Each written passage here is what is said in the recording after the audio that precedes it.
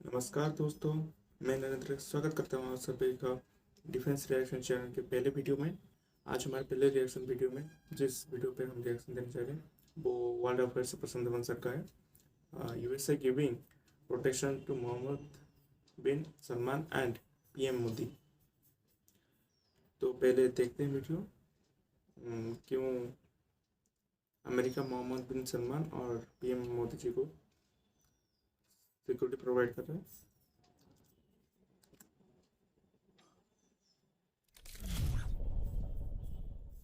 नमस्कार and welcome you world affair now Prashant one. Now recently USA की तरफ से एक स्टेटमेंट आई है जिसको लेकर इंडिया सऊदी अरेबिया में बहुत ज्यादा मीडिया कवरेज हुई। यूएसए ने यह कहा है कि ये लोग आज के समय प्रोटेक्शन दे रहे हैं सऊदी अरेबिया के prime minister Mohammad bin Salman और भारत के प्राइम मिनिस्टर नरेंद्र मोदी को। यहाँ पर आप देख पाओगे यूएसए ने कहा है कि prime minister Narendra Modi was given same kind of protection from prosecution in the US that was recently afforded to Saudi Arabia's crown prince, या फिर आप कह सकते हैं the prime minister of Saudi Arabia Mohammed bin Salman. अब question यहां पर यह आता है कि यूएस किस टाइप की प्रोटेक्शन दे रहा है पीएम मोदी को, और उसके अलावा ये जो सारा इशू है ये इंडिया यूएस रिलेशंस के बीच में जो म्यूचुअल रिस्पेक्ट है उसको कैसे इंपैक्ट करता है। बहुत कुछ यहाँ पे आपको जानने को मिलेगा। A lot to know, a lot to discuss as always. But before we begin, आगे बढ़ने से पहले आपसे क्वेश्चन पूछूंगा।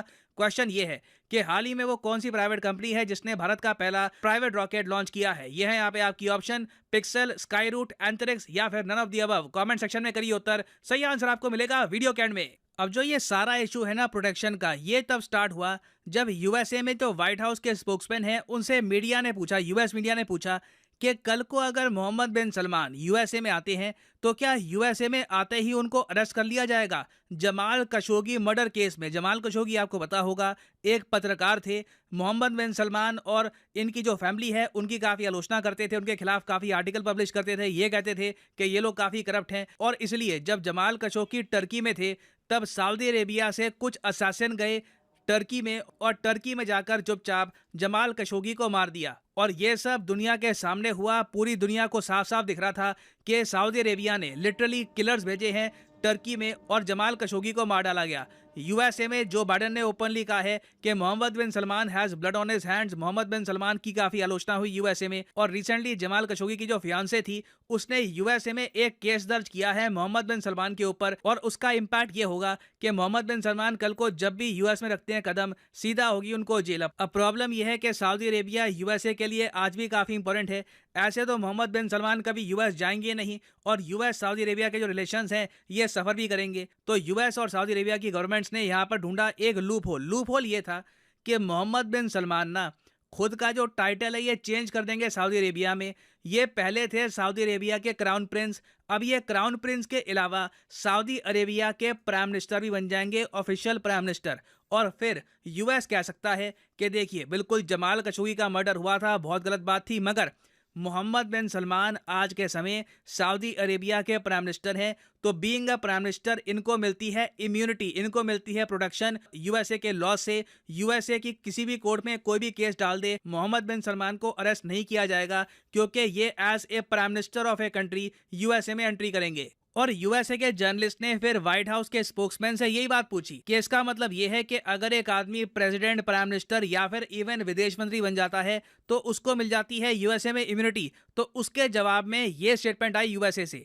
Various officials across the world is that this is not the first time that the United States has done this. It is a long-standing and consistent line of effort. It has been applied to a number of heads of state previously. Some examples: President Aristide in Haiti in 1993, President Mugabe in Zimbabwe in 2001, Prime Minister Modi in India in 2014, and President Kabila in the DRC in 2018.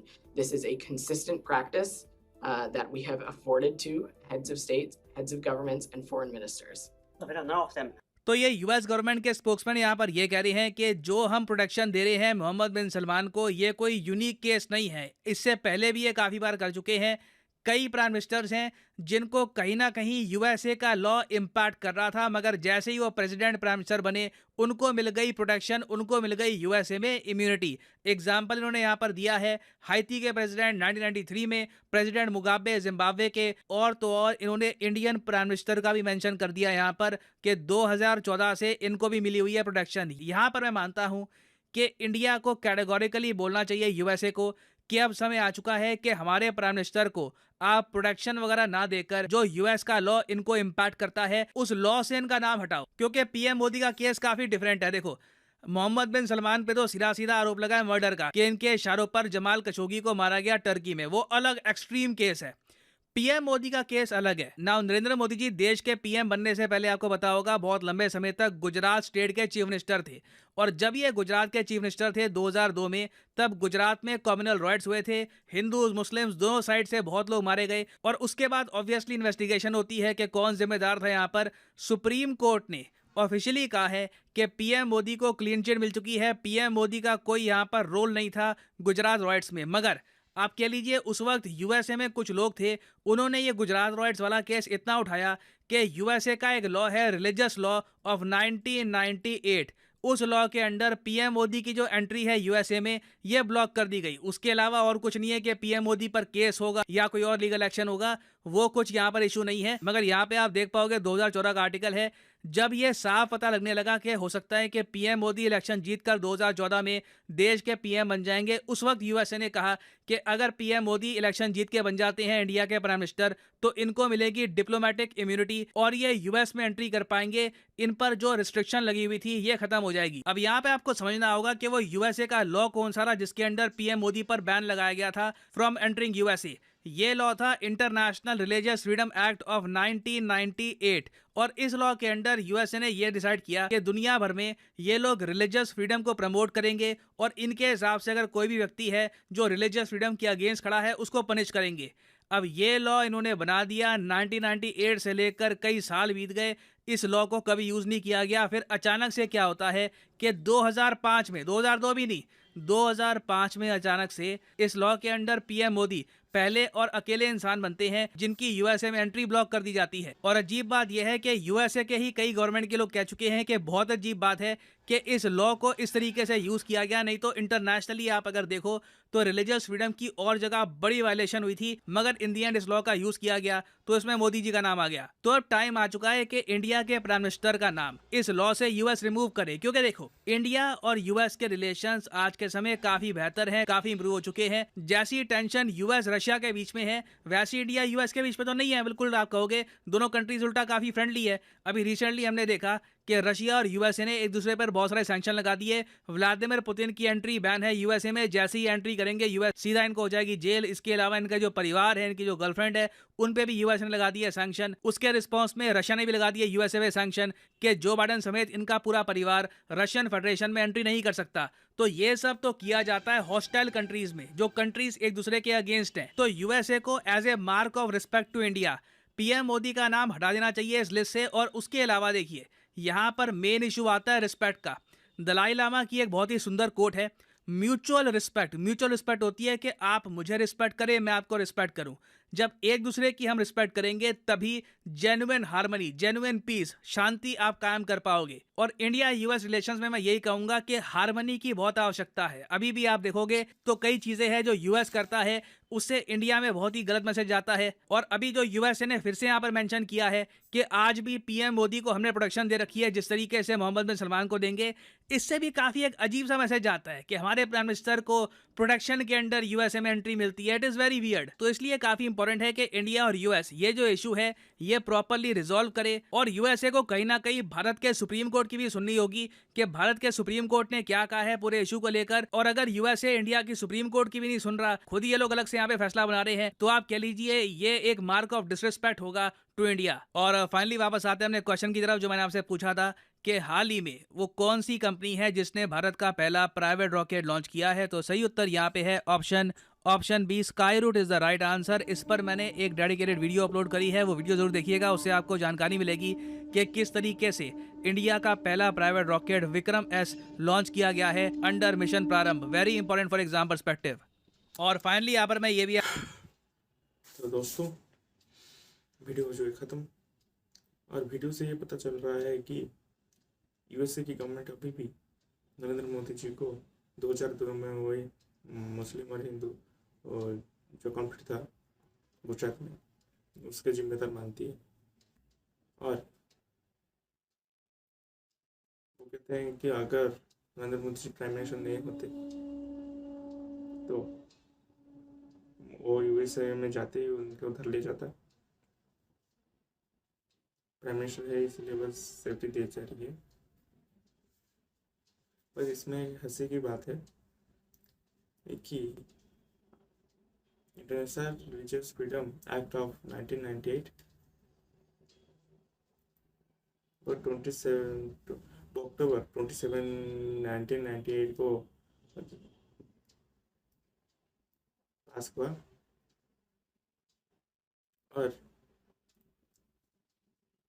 पर 2002 के दंगे 2005 में 2002 में दंगे हुए, पर 2005 में नरेंद्र मोदी जी को इस एक्ट के तहत उनका नाम लिया गया। और उससे कमाल की बात यह है कि गुजरात के कुछ लोग, मतलब हमारे देश के, वो इन लोगों ने रिक्वेस्ट करते हैं कि मोदी जी को इस एक्ट के अंदर डाला हुआ है। हालांकि हमारे सुप्रीम कोर्ट ने भी जजमेंट दे दी है कि हम मोदी का इस दंगे के साथ कोई रिलेशन नहीं था।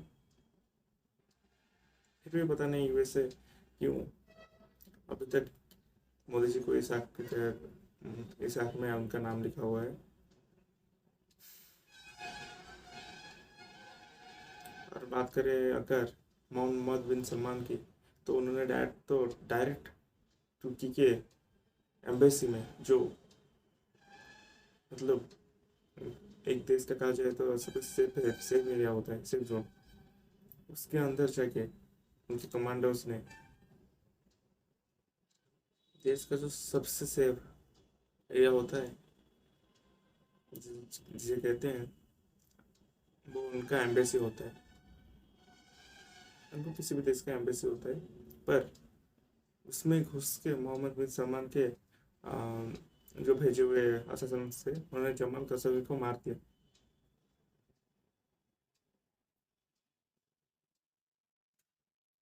कितना डिफरेंस है केस में। जमाल खशोगी ने मारा, ये समझ सबने देखा, मतलब सबको पता है। पर यहाँ पर अगर नरेंद्र मोदी जी की बात करें तो उनका कोई डायरेक्ट लिंक तो था ही नहीं, और ना ही इनडायरेक्ट। फिर भी उनका नाम पता नहीं क्यों इस एक्ट में रखा हुआ है अभी तक। अभी तो हटा देना चाहिए था। पर अगर जमाल खशोगी की बात करूँ तो वो जब तुर्की गए थे, तुर्की के एम्बेसी में, वहाँ पर उन्हें किल किया, असैसिनेट किया गया। और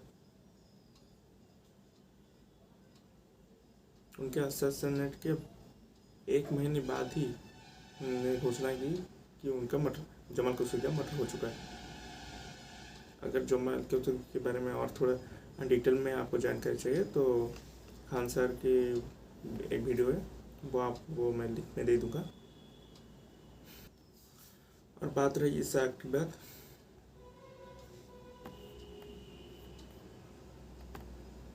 और बात रही इंटरनेशनल रिलीजियस फ्रीडम एक्ट में मोदी के नाम के बाद, इंटरनेशनल रिलीजन फ्रीडम ऑफ 1998 में मोदी जी का नाम उन्हें हटा देना चाहिए, फ़ौरन से उन्हें बिल्कुल ही हटा देना चाहिए, क्योंकि कोई सबूत ही नहीं है कि मोदी जी का इससे कोई डायरेक्ट रिलेशन था। तो दोस्तों फिर मिलेंगे एक और नए वीडियो में। नमस्कार, जय हिंद।